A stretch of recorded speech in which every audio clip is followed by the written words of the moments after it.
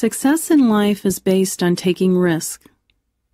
The most successful people in life have also made the most mistakes because they take more risk. They are willing to try something new, something unproven. They are willing to experiment, and they are willing to fail. Because they don't consider failure a disaster. Instead, they consider failure an opportunity to learn. A failed experiment tells them what did not work, which provides information regarding how to achieve success. If you want to be successful in your life, you need to be willing to take risk. Of course, these need to be calculated risk. A risk in and of itself does not lead to success. In fact, without evaluating the potential of the risk may be more likely to have negative outcomes, which is why many people avoid risk. They don't understand that successful risk-taking involves calculation and planning. You need to determine whether the risk has the potential to achieve what you want. You need to assess the cost of the risk and the consequences of the risk if it fails, and determine if it is worthwhile for you. Everyone has a different gauge for this. You don't have to assess risk in the same way someone else does, because the outcome is something you have to live with. Just because someone else is okay with risking their fortune, or even their life, does not mean that you have to do the same. You need to assess what outcome you are okay with. Risk does not need to be a major undertaking. It can be just stepping outside of your comfort zone. It can be trying something different, something you've always wanted to try, but didn't for fear of the outcome. It is the willingness to desire something and pursue it. In fact, the fear of taking any risk, of trying anything different, often shuts down desire. A person comes to believe that they really don't want anything because they have learned they can't have it.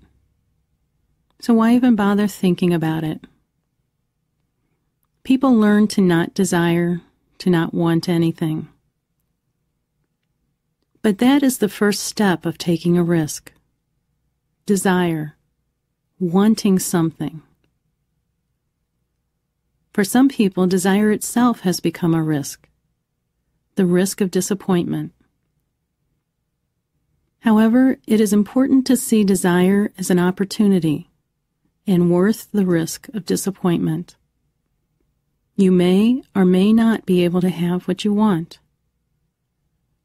But by wanting it, by dreaming about it, by imagining the possibilities, you can take the first steps towards it. So instead of saying, "That isn't possible anyway," you can say, "Let me just imagine what it might take." Allow yourself to fully immerse in the dream. Once you visualize it, then you can ask yourself, what will it take to get there? At this point, you might not have all the information you need, so you might need to obtain information. How can you get this information? Who do you need to talk to?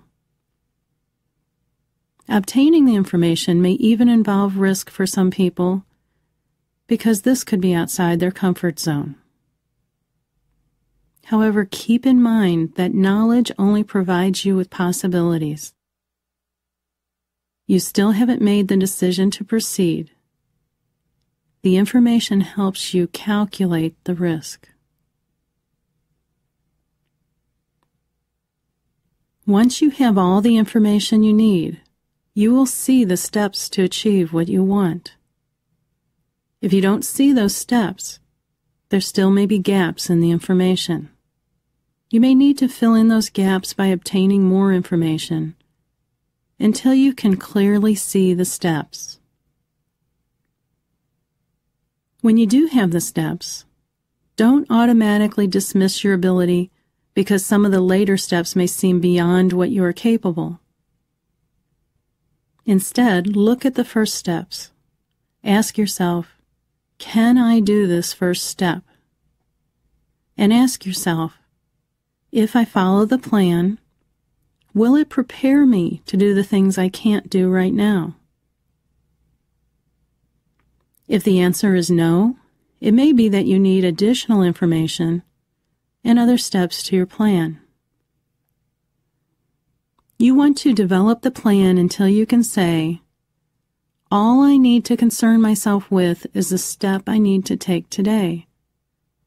Each step will prepare me for the next step.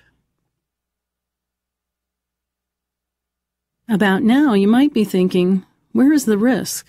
This seems to be all about planning.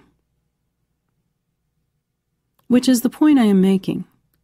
By developing a detailed, well-informed, doable plan, you are minimizing risk. That is what is meant by calculated risk. This doesn't mean that there won't be any mistakes or failures along the way, but it improves the chances for success. Also, when errors occur, often it just means that you adjust the plan based on what you learned from the mistake, rather than quit the plan entirely. You also might be thinking, this seems like a lot of work. Again, you are right. The romanticized version of success being due to luck is inaccurate. The belief that success is due to being in the right place at the right time is not true. Success comes from making sure you are in the right place at the right time. It comes from making your own luck by being prepared. If you want to be successful, you want to create the belief that you can be successful. The best way to do this is to create a plan for your success. The more detailed the plan, the more doable it becomes. The plan allows you to be able to say to yourself, I can do that. From there, it just means taking the next step in your plan.